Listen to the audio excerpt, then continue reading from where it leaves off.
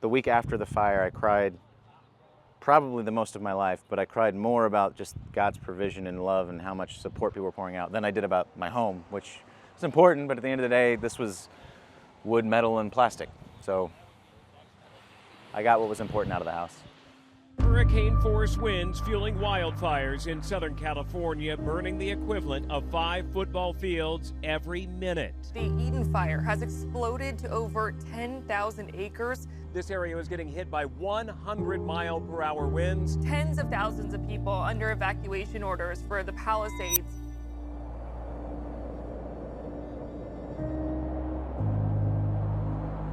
It's a little 2-bedroom, 1-bath house that we were raising our girls in. This was my girls' room, or Lucy's room. My oldest was here. But around 3 in the morning, I noticed the house was full of smoke. I got my truck, I drove up, and the fire jumped. It was about 3 blocks out from our house. Called my wife, said throw the girls in the car. I got home, we threw jackets over them and loaded them in the car. I sent them out. Every house for blocks and blocks around is gone.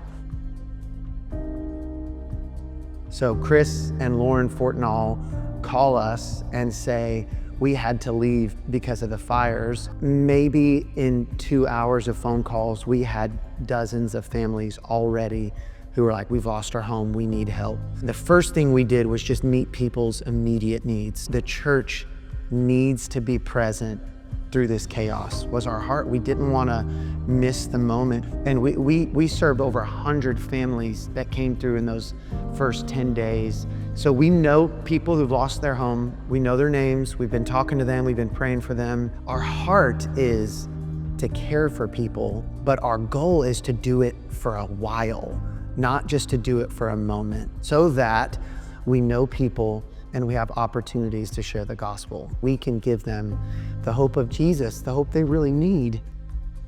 I can't stress enough how much the abiding really surrounded us and loved on us well, has continued to do that. It wasn't like a one-time, not just ashing out our house, but providing for needs, providing for our girls.